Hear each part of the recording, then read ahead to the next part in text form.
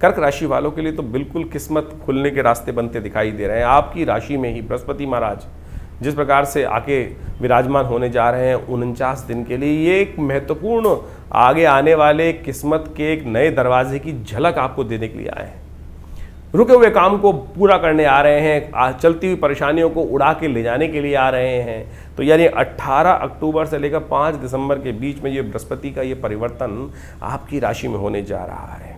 तो ये महत्वपूर्ण रहेगा बहुत ज़बरदस्त तरीके से। और जिन दिनों विशेष तौर पर आप ये मान के चलें चंद्रमा भी अच्छी अवस्था में होंगे आपकी राशि के दृष्टिकोण से, तो ये आपके जीवन में सुख का, सफलता का और तो और हर चीज़ में आगे बढ़ने का मार्ग प्रशस्त करते दिखाई दे, किस्मत जगाने के लिए बृहस्पति की दृष्टि। अभी देखिए बृहस्पति लगातार पिछले 6 महीनों से जहाँ चल रहे थे, बीच में अस्तवस्था में भी चल रहे थे, लेकिन उन्होंने जहाँ चला रखे थे 12वें भाव में जुर्माने या नेजरी के सब कुछ होते हुए भी चीज़ों को पूरी तरह से कहीं ना कहीं आनंद नहीं दे रहे थे, कहीं ना कहीं थोड़ा सा जुर्माने वाली स्थिति उत्पन्न कर रखी थी, लेकिन वैसे फिर दोबारा आ जाएगी।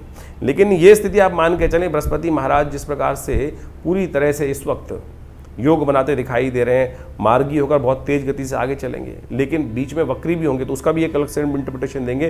तो ये जो अवस्था बृहस्पति की रहने वाली 18 अक्टूबर से 5 दिसंबर तक के लिए 49 डेज के लिए, तो आपकी राशि के दृष्टिकोण से ये मान लीजिए मान सम्मान वृद्धि हर चीज़ के लिए अच्छा, भाग्य से, बुद्धि से, कई प्रकार से आपकी राशि के दृष्टिकोण से उन्नति के योग बनाते दिखाई देंगे। ऐसे में बाकी ग्रहों की अवस्था भी अगर आप समझ लें तो शनि पर भी बृहस्पति अंकुश लगाने का प्रयास करें। बृहस्पति बदल गए हैं, बृहस्पति आ गए हैं लग्न में, और आपकी राशि के दृष्टिकोण से देखें तो कहाँ देखेंगे, वो देखेंगे भाग्य पर भी। भाग्य में बैठे हुए शनि है, शनि ने भाग्य को लुपलुपा रखा था।